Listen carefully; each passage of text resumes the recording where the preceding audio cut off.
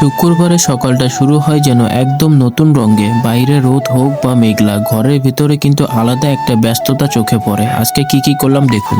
আসসালামু আলাইকুম বন্ধুরা, দিনটা শুক্রবার, জমিদারের বাচ্চার মতো ঘুম থেকে উঠলাম সকাল 12টা বাজে। এখন পর্যন্ত নাস্তা করিনি, তাই বেশি দেরি না করে টুথপেস্ট আর ব্রাশ নিয়ে নিলাম দাঁত ব্রাশ করার জন্য। শুক্রবারের দিনটা মনে হয় আমার কাছে একটা আলসেমের দিন। আপনাদের কাছে কেমন দিন অবশ্যই আমাকে কমেন্টে জানাবেন। এই দিনে আমার কোনো কাজকর্ম করতে মন চায় না। গত রাত্রে আমি একটু দেরি করে ঘুমাচ্ছিলাম, এই জন্য আমি দেরি করে উঠছি ঘুম থেকে। আজকে দাঁত ব্রাশ করার পরে আমার কিছু হাতের ঘরে কাজ রয়েছে। এই কাজটা যদি অনেক বড় আকারে, কিন্তু আমি একটু ছোট করে করব, কারণ এত কাজ আমি করতে পারবো না। এই দিনে আমার এমনি আলসেমি লাগে, আবার ভালো লাগে না। তাই আমার কাছে ছোট্ট একটা ব্যাগ আছে, এই ব্যাগটা আমি হুইল পাউডার দিয়ে পানির ভিতরে গুলিয়ে ধুয়ে দেবো। তো গাইস, ব্রাশ আর টুথপেস্ট নেওয়ার পরে এই দিক দিয়ে ব্রাশ করার ফাঁকে আমি ব্যাগটা বের করে নিলাম। এই ব্যাগটাকে আমি হুইল পাউডার দিয়ে ধুয়ে দিব। অনেকদিন ধরে দেওয়া হয় না, এটা একটু ময়লা হয়ে গেছে, তাই বেশি দেরি না করে পানি নিয়ে নিলাম একটি বোলের মধ্যে। এই লাল বলটার ভিতরে আমি এই ব্যাগটা ভিজাবো, তাই এই লাল বলটা করপারে নিয়ে আসার পরে বালতি থেকে পানি নিয়ে লাল বলটার মধ্যে দিয়ে দিচ্ছি। আজকে পবিত্র জুম্মার দিন, সবাইকে জুম্মা মুবারক। আমি একজন মুসলমান হিসেবে আজকে জুম্মার নামাজ কোনোভাবে মিস করতে চাই না। যেহেতু আমি একটু ঘুম থেকে দেরিতে উঠছি, তাই আমার হাতের কাজটা একটু তাড়াতাড়ি সেরে নিতে হবে। তো যে লাল বলটার মধ্যে আমি ব্যাগটা ভিজাবো, এই লাল বলটার মধ্যে পানি নেওয়ার পরে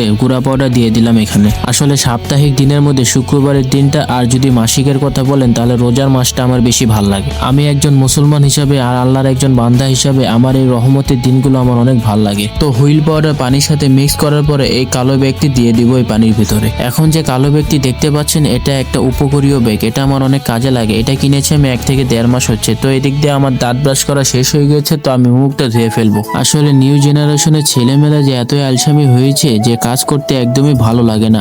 একবার ভাবুন যে আগের যুগের মানুষ কতই না কাজ করেছে, কতই না পরিশ্রম করেছে, তার তুলনায় কিন্তু আমরা সামান্য কাজও করি না। যাই হোক না কি, আমার এই অলসতা ছাড়তে হবে। আমাকে জীবনে অনেক বড় কিছু করতে হবে, এই জন্য আমাকে অনেক পরিশ্রম এবং অনেক কাজ করতে হবে। দাঁত ব্রাশ শেষ করে কুলি এবং মুখ ভালো করে ধোয়ার পরে মুখটা ভালো করে মুছে নিচ্ছি। তো 12টা বাজে ঘুম থেকে ওঠার পরে মুখ ধোয়া, দাঁত ব্রাশ করে এবং হুইল পাউডার দিয়ে একটি ব্যাগ ভিজানোর পরে 12:30টা প্রায় বেজে গেছে। তো আমি সকাল থেকে এখন পর্যন্ত নাস্তা করিনি, তাই আমার রাস্তায় রয়েছে পরোটা এবং ডাল ভাজি। বরাবরের মতো প্রায় ভিডিওতেই কিন্তু আমি বলে থাকি যে হোটেলের নাস্তা, হোটেলের খাবার, পরোটা, ডাল ভাজি এগুলো আমার অনেক পছন্দ, এগুলো খেতে আমার অনেক ভালো লাগে। তাই আজকের নাস্তাটাও কিন্তু তার ব্যতিক্রম না। আসলে সকালবেলা আমি প্রতিদিনই দেরিতে ঘুম থেকে উঠি, যার কারণে সকালবেলা নাস্তা আমার খাওয়া হয় না। আমি দুপুরে খাবার একবারই খাই। যেদিন আমি সকালে তাড়াতাড়ি ঘুম থেকে উঠি সেদিন আমি হোটেল থেকে কিনে নিয়ে এসে খাবার খাই। আর প্রায় দিনই আমরা হোটেল থেকে নাস্তা কিনে নিয়ে এসে খাই। বাসায় আসলে মাঝে মাঝে বানানো হয় নাস্তা। তো নাস্তাটা ভালো করে পেট ভরে খাওয়ার পরে আমি গোসল করতে যাব। গোসল করার সময় যে ব্যাগটা ভিজিয়েছিলাম গুঁড়া পাউডার দিয়ে, সেই ব্যাগটা আমি ভালো করে ধুয়ে দেবো।